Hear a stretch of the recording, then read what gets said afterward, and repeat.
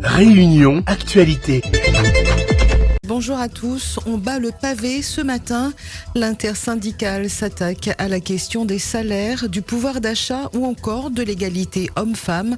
À ce mouvement se greffe celui des médecins libéraux. Les jeunes, quel regard à propos du conflit israélo-palestinien? Les jeunes se sentent-ils concernés par le sujet? Paroles et avis de jeunes dans ce journal. Les opposants au projet de la Maison de la Mer restent mobilisés. Hier, ils se sont enchaînés aux arbres. Et puis, nous reviendrons sur le thème du baromètre. Hier, il a beaucoup été question des addictions. La météo, quelques pluies résiduelles sur la région Est, soleil ailleurs. Prévision en fin de journal.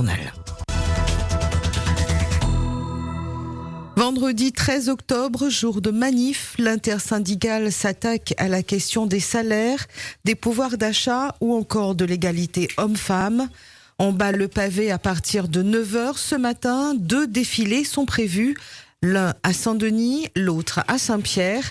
Notez que par ailleurs, il sera sans doute très compliqué d'obtenir un rendez-vous chez un médecin généraliste ce vendredi. En cause, cette grève des médecins libéraux. Initiative nationale relayée ici à La Réunion. Parmi les revendications, la revalorisation du prix de la consultation. Docteur Humbert Gaujon, qui exerce sur l'île, espère une grosse mobilisation de la part de ses collègues.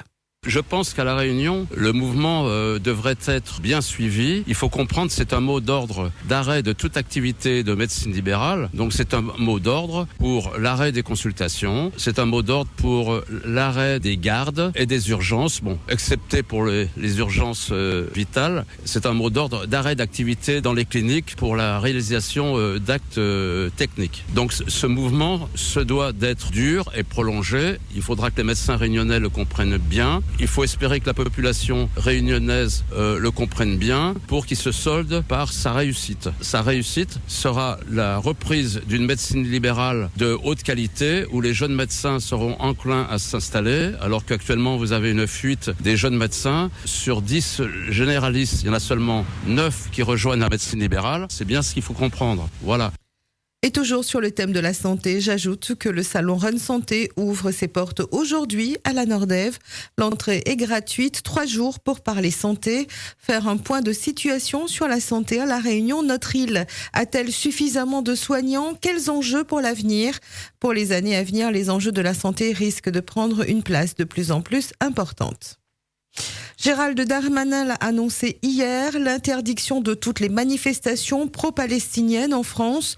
Un conflit dont le bilan s'est encore alourdi côté français. 12 morts à ce jour et une guerre partie pour continuer.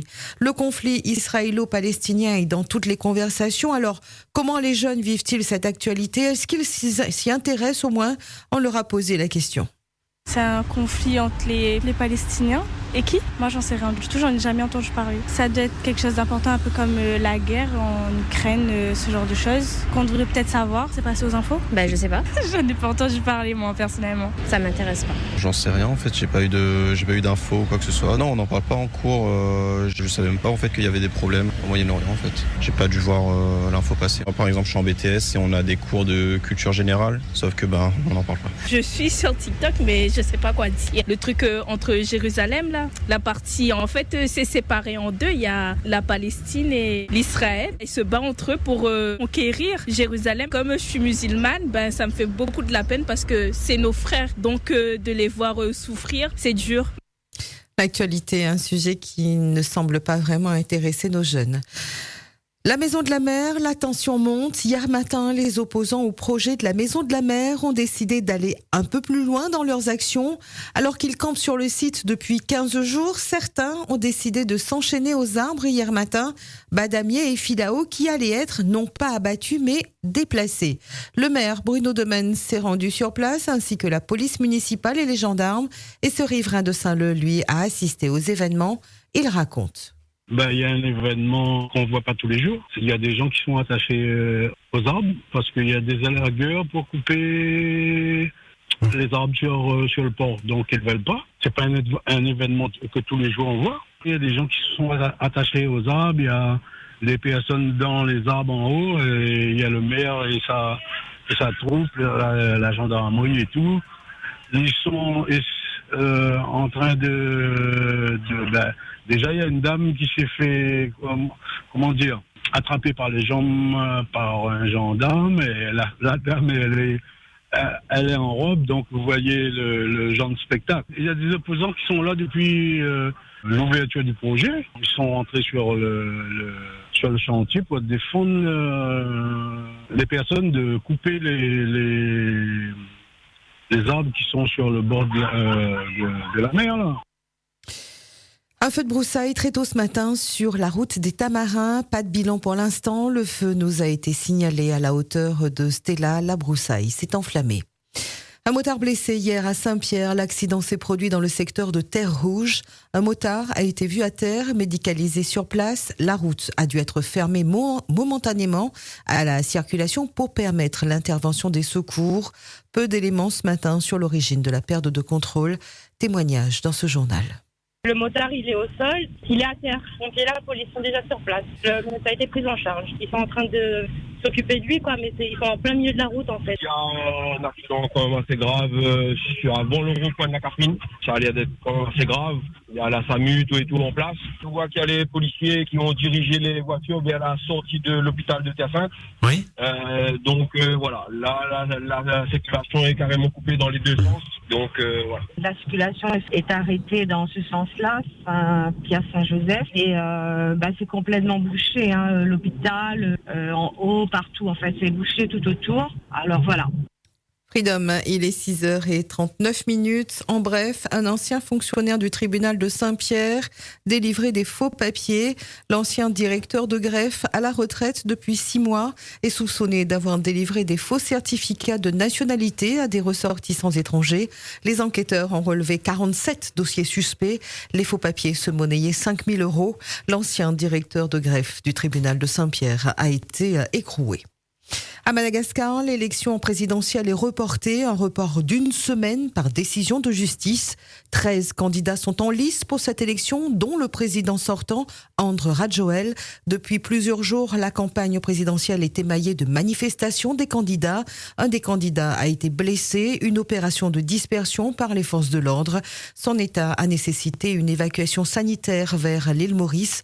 Et quelques heures plus tôt, le président du Sénat avait été destitué. Je vous rappelle que le premier tour des élections présidentielles se déroulera le 16 novembre prochain à Madagascar. Arrivé il y a 1 semaine à La Réunion, le Dash réalisera ses premiers vols techniques dès demain, samedi. L'appareil, d'une capacité totale de 10 000 litres d'eau, a un objectif, éteindre au plus vite les incendies. Et même s'il n'est pas encore en service, vous avez aperçu cet avion bombardier d'eau hier matin dans le ciel.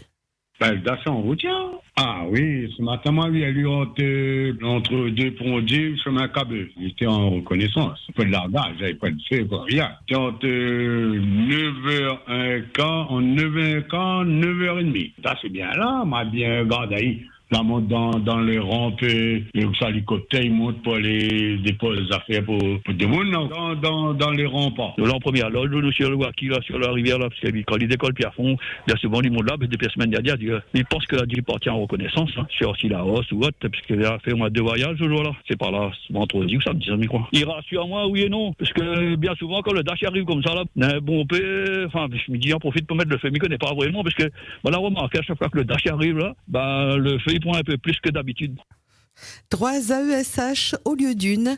L'enfant est scolarisé au collège en 3e. Auparavant, il avait une seule AESH qui s'occupait de lui pendant ses cours. Mais depuis la rentrée, il en a 3. Et pour cet enfant en situation de handicap, c'est une situation qu'il vit très très mal. Il ne veut plus retourner au collège. Sa maman pousse un coup de gueule. Depuis cette semaine, dans le collège de mon fils est en situation de handicap, donc c'est pas un handicap lourd, donc ok. Donc il a une AESH 24 heures semaine. Il m'a informé avant-hier. Mon AESH a changé. C'est la 3e année avec l'AESH. Et il me dit, voilà, il a d'autres AESH. En tout, il en a 3. Donc mon fils, je vous dis, il est chamboulé. Il comprend plus rien. Moi non plus, je comprends plus rien. J'ai contacté le PIAL hier, mais la responsable, elle n'est pas jamais disponible. Pour moi, la ESH, c'est comme le maître d'école, parce que ses profs, ils n'ont pas le temps, parce qu'ils ont soit une classe dans les collèges de 35 enfants à peu près, Donc il n'a pas le temps de se consacrer à mon maman qui est en situation de handicap. D'où l'accompagnement d'AESH. Donc l'AESH, pour moi, il joue un rôle de professeur avec mon enfant. Pourquoi avoir changé? Donc la secrétaire m'a donné les raisons. Hein. C'est pour pas qu'il y ait un lien qui se crée entre l'enfant et l'AESH. Il fallait justement qu'elle crée un lien avec l'enfant pour qu'elle se fasse accepter par l'enfant. Au lieu de faire évoluer nos enfants, ils sont en train de les faire régresser. Et sur ce sujet, le débat reste ouvert. Vous pouvez continuer à réagir sur notre standard 99 12 00, comme c'est le cas depuis la rentrée scolaire. C'était le thème du baromètre hier, les addictions, accros au jeu, à la cigarette, au travail et surtout à l'alcool. C'est ce dont vous avez discuté hier en direct, des témoignages forts quelquefois. Cette femme que vous allez entendre a réussi à s'en sortir grâce au soutien de ses proches. Je commençais le matin très tôt, 10h30, 11h, j'étais déjà en train de boire. Et avec des enfants à la maison, s'en occuper aussi, c'était difficile. Quand j'ai vu mes enfants, je me suis dit non, je peux pas continuer comme ça. Et j'ai réussi avec le temps, pas du jour au lendemain. Mais j'avais ma sœur, j'avais ma maman, ma famille auprès de moi. Et j'étais jamais toute seule. Et c'est comme ça, au fil du temps, que je suis sortie de là. Merci aux Seigneur, merci bon Dieu, merci la famille. Et c'est comme ça qu'on peut réussir. Les bonnes personnes auprès de soi. J'avais des enfants en bas âge, mais comme j'avais des problèmes, soit dans mon foyer, que ce soit dans la famille, mais j'ai commencé très tôt. J'avais encore un petit bébé à la maison. C'est vrai qu'avec l'aide de la famille, on peut s'en sortir si on a la volonté. Quand on voit ses enfants grandir, on voit ses parents boire, c'est une mauvaise image en fait. Beaucoup de disputes, beaucoup de problèmes, la famille s'éloigne, que ce soit les amis, les personnes qui étaient là pour vous s'éloignent de vous. C'est juste avoir les bonnes personnes auprès de soi.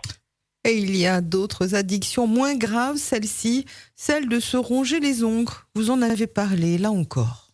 Moi j'ai un petit problème. Je suis stressée. Je range tous mes ongles. Si j'attends le biselet en retard là, toutes mes olives ongles sont finies là. Il n'y a plus de ongles. Tout le temps, je fais ça quand je suis stressée, quand j'attends le biselet en retard, quand je suis en retard au travail, quand je cherche un papier que je ne trouve pas, quand je vais au bureau, quand je prends l'avion. Je suis tellement stressée que je range tous mes ongles. C'est pas joli de voir. Mais dès que ça pousse là, quand je suis stressée là, des fois ça finit jusqu'au bout. Je dis pas le simple. Elle est chez elle à Young, déjà. Depuis elle marche avec tout le temps. Elle marche avec, il y a sa voiture avec elle. Moi aussi, il rongeait un peu mes ongles. C'est au taillon, elle est d'abord. Parce que moi, 2 moments, il dépassait les bouts de mes doigts. C'était gênant. Il rongeait tout de suite. Après, il marche dans ma taillon. Et voilà, maintenant, c'est pas facile au début. Et depuis, il ronge plus mes ongles. C'est pour la dame, avec ses ongles. Eh bien, il prend un bout de l'aloès amère. Elle plonge ses ongles dedans comme ça, le bout des doigts là. Et dès qu'elle va mettre ses doigts dans sa bouche, ça sera amer. 1 fois, 2 fois, et après elle va arrêter. Directement. J'avais des enfants qui faisaient ça, et donc j'ai mis ça et bousculé les doigts. On m'a conseillé à elle de mettre des faux ongles avec le gel. Elle ne pourra pas manger du tout ses ongles. On refait ses ongles un certain temps, et puis après, elle n'aura plus cette habitude de manger ses ongles. Outremernews.fr, le site de l'actualité Outre-mer, 24 heures sur 24 et 7 jours sur 7. Retrouvez la chaîne Outremer News sur YouTube.